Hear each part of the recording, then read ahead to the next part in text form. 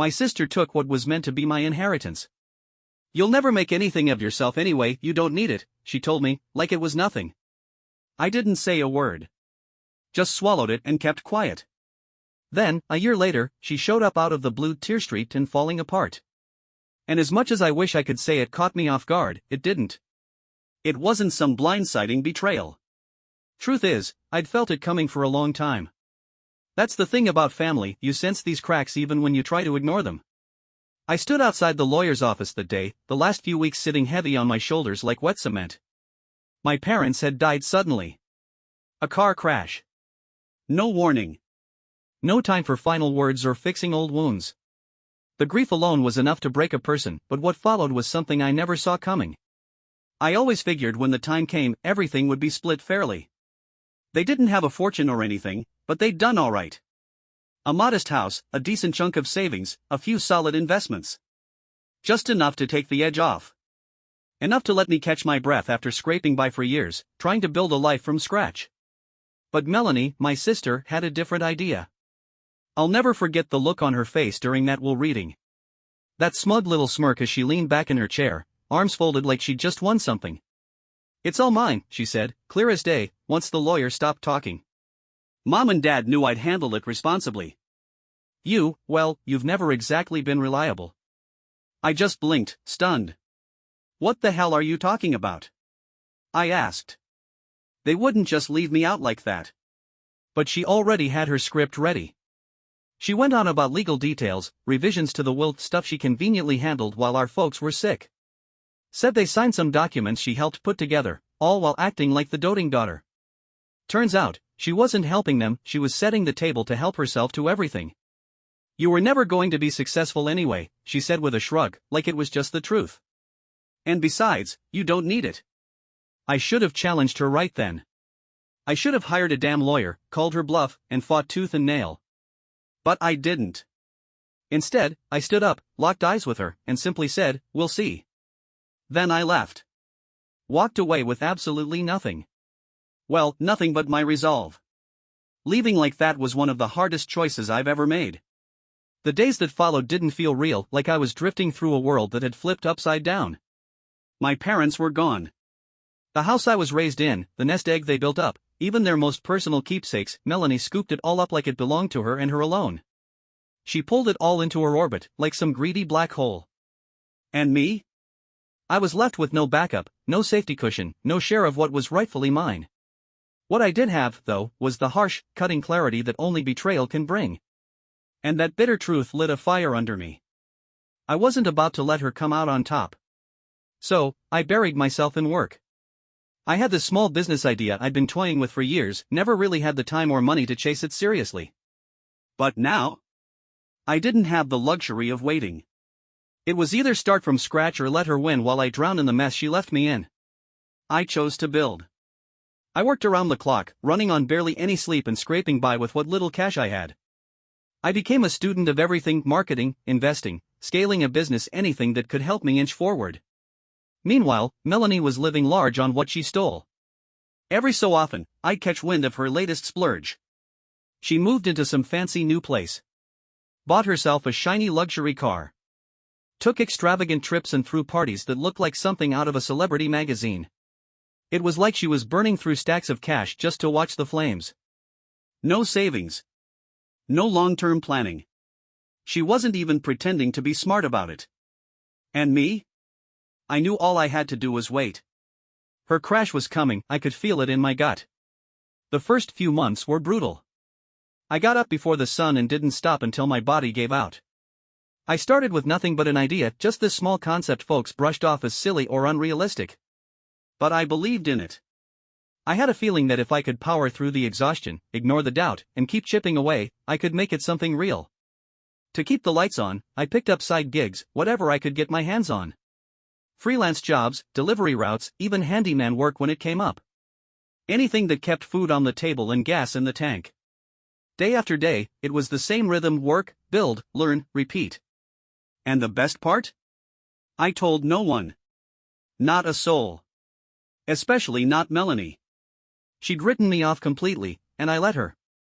Let her believe I was down and out, barely scraping by without the inheritance.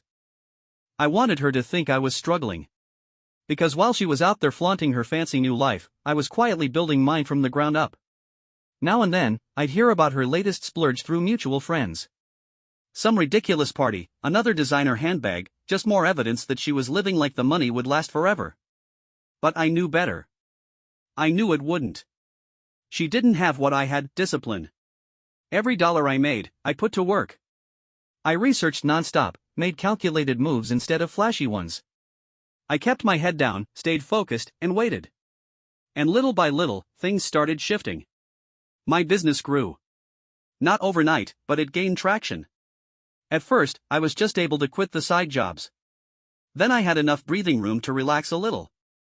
And before long, the thing started to take off bigger than I ever pictured. Clients rolled in. Opportunities opened up. I made smart investments, and they started to pay off. I wasn't just getting by anymore, I was doing well. I was finally thriving. And the whole time, Melanie kept blowing through her fortune like it was bottomless. But it wasn't. Time was catching up to her. A full year had passed since she took everything from me. A year of silence. A year of working my fingers to the bone. A year of proving to myself, not anyone else, that I never needed a cent of what she stole. And then I started hearing whispers. At first, it was small stuff. Quiet comments from old acquaintances. People who used to trip over themselves to get an invite to her flashy parties were starting to notice things. Those big dinners weren't happening as often. The shopping sprees slowed down. She was still putting on a show, sure. Still pretending everything was fine. But I could tell the money was drying up. One night, I got a message from someone we both used to know. "Hey, is Melanie all right? She's been asking around about borrowing money. Figured you might know something." I actually chuckled when I read it. Borrowing money? Already? That wave of satisfaction that hit me, it was almost too much. She'd inherited everything. And somehow, still blew through it in just a year. I didn't reply. Didn't feel the need to. I just waited. A few weeks later, her mask really started to slip. I ran into a buddy who'd gone to one of her more recent parties. One of the last ones, turns out. She seemed off, he said, swirling his drink.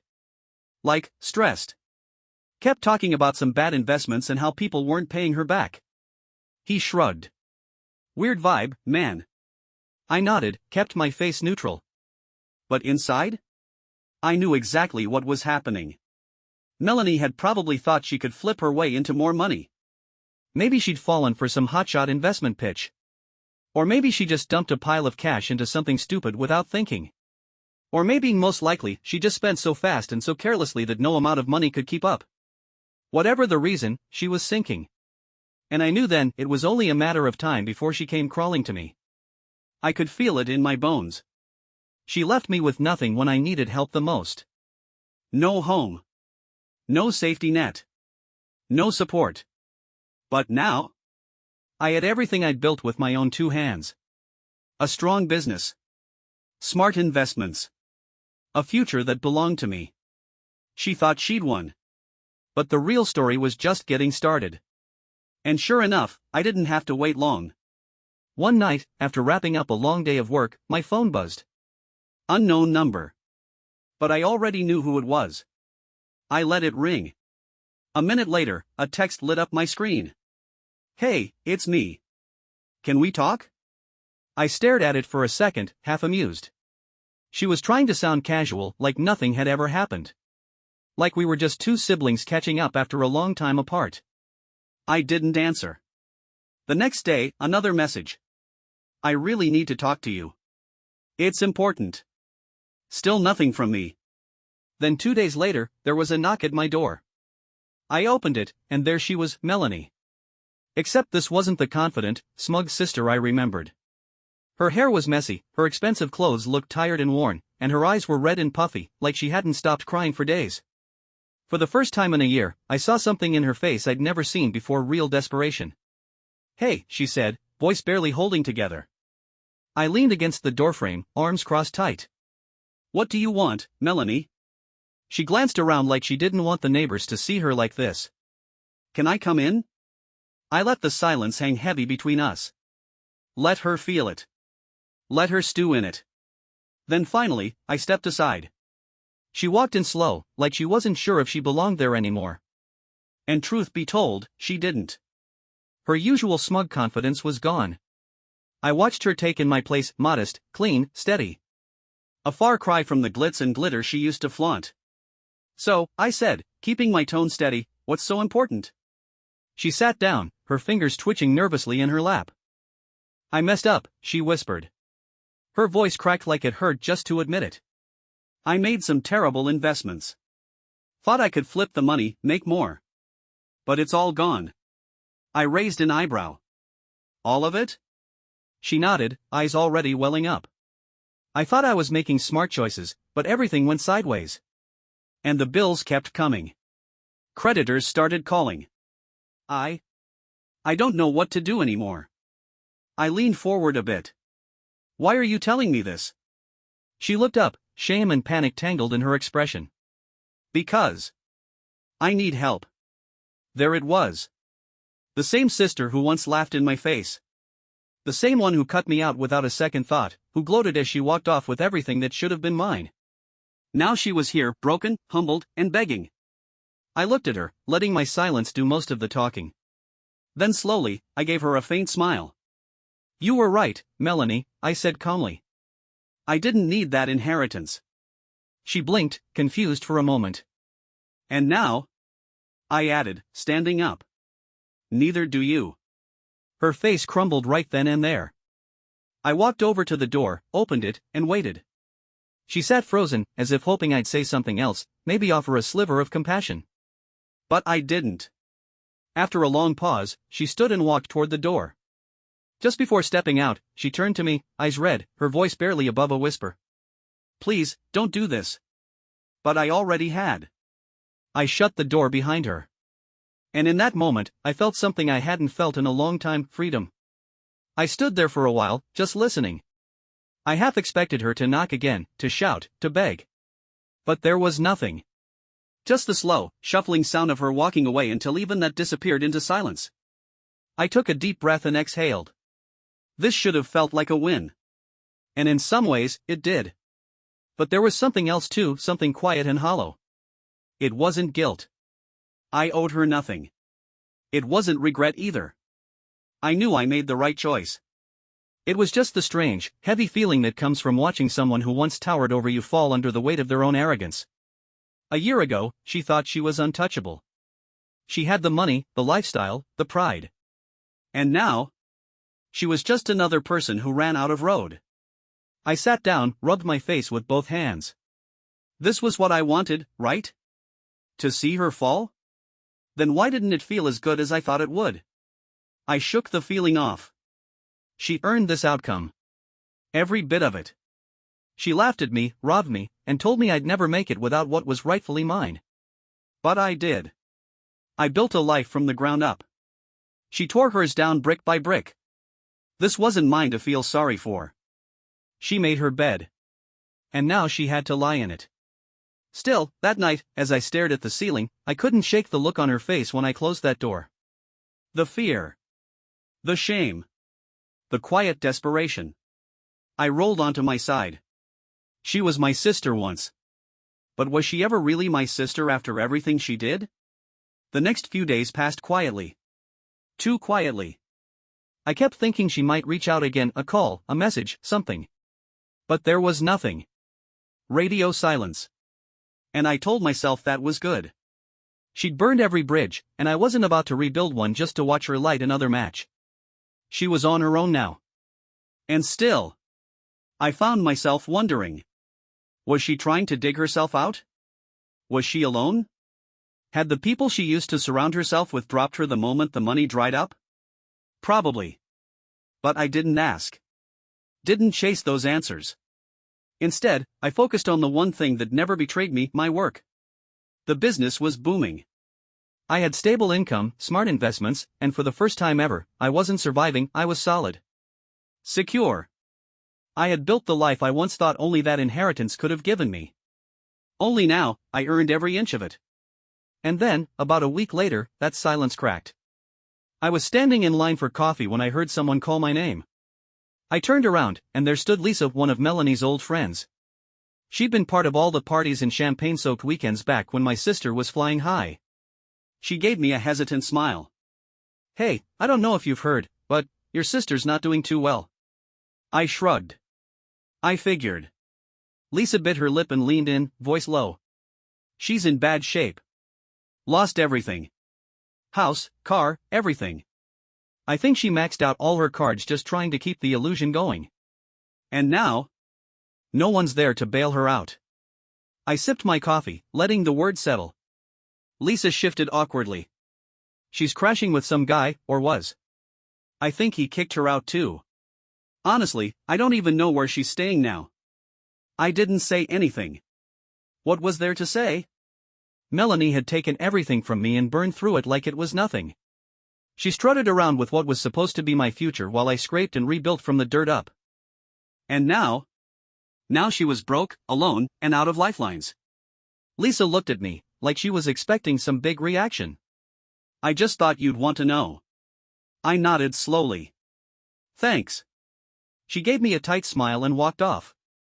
I stayed there a while, staring into my coffee. Not because I was sad. Not because I cared what happened next. But because it finally hit me, Melanie wasn't just facing hard times. She was finally facing herself. No more money to hide behind. No more crowd of fake friends to cheer her on. She was standing in the wreckage of her own choices. And for once, I didn't feel anything at all. And I wasn't about to pull her out of the mess she made. But still, something told me this wasn't the end. Deep down, I guess I always knew she'd come back around. It was sometime after midnight when the banging started, loud, panicked, the kind of knocking that made your stomach drop. Not a light tap. This was the sound of someone desperate. I sat up in bed, groggy but already knowing exactly who it was. And sure enough, when I opened the door, there she was, Melanie. But not the polished, proud version of her I remembered. No, this woman standing in front of me looked like a shadow of that person. Her hair was a mess, makeup streaked, eyes puffy from crying. Her clothes were wrinkled, stained, like she hadn't slept or eaten in days. "Please," she whispered. Her voice was so hoarse it barely made it past her lips. "I have nowhere else to go." I leaned in the doorway, arms crossed. "And whose fault is that?" She winced, looking down at the porch like it might swallow her whole. I know I screwed up. I didn't think it would get this bad. I thought I could fix it." I said nothing. Let her feel the weight of her own words. "I lost everything," she went on, her voice cracking. "No money. No one to turn to. No roof over my head. I didn't know where else to go."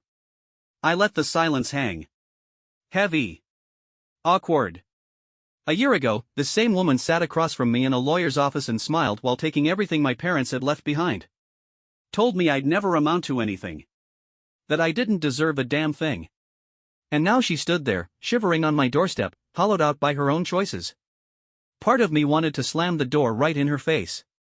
To say you got what you deserved and leave it at that. But instead, I asked the one question that mattered. "What exactly do you expect me to do, Melanie?" She bit her bottom lip, hands shaking. Just let me stay for a few nights. Just until I can figure things out." I exhaled slowly. "And then what?" She blinked. "What do you mean?" I leveled my gaze at her. "Say I let you in. Then what? You get back on your feet and go right back to using people again? Pretending you're better than everyone else?" Her eyes widened. No, I swear. I've changed. I really have." I shook my head. "I don't believe you." Her face twisted like she'd been slapped. She wasn't expecting that. "You don't understand," she whispered. "I've got no one. Nobody left." And for just a second, I didn't see the manipulative sister who stole from me. I saw someone completely alone. Utterly wrecked. I could have ended it right there. Closed the door, walked back to bed, and slept easy knowing she brought it all on herself. But I didn't. Instead, I looked at her for a long while. Thought about who she used to be. Thought about who I used to be. Then I made my choice. "You want help?" I said. Fine. Here's the deal. You're not staying here. Her face dropped, crushed all over again. But, I continued, I'll pay for 1 month at a cheap motel. That's it. 30 days. You figure it out from there. She stared at me like she couldn't believe what she was hearing. You'd do that for me? I nodded. But just once. No do-overs. No more handouts. You either use this time to turn things around, or you don't. That's up to you. She stood there, quiet, as if her brain was still trying to catch up. Then she nodded, slowly. Okay. I understand. I grabbed my phone, booked a room at a budget place a few miles away, and wrote down the details on a scrap of paper. Handed it to her. That's all you get, I said. Make it count. Her eyes filled with tears. Thank you, she said, barely audible. I gave her one last look as I backed into the house. Don't waste this, Melanie, I said. Because next time, there won't be a door to knock on. And with that, I closed it. Firmly. I stood there for a long moment, just listening. Not to her crying, not to her knocking, just the quiet. The kind of quiet that tells you a chapter's over. I hadn't forgiven her. This wasn't about that. It wasn't about making peace or pretending we were suddenly siblings again. She had betrayed me, stolen from me, thrown me to the wolves when I needed her most. That pain didn't just vanish. But I wasn't going to let it run my life anymore. This past year, I'd built something real. Something solid. Something mine. No shortcuts. No family money. Just me and the work I put in. And standing there in my own home, bought with my own sweat and time, I realized something. I didn't need revenge. I had already won.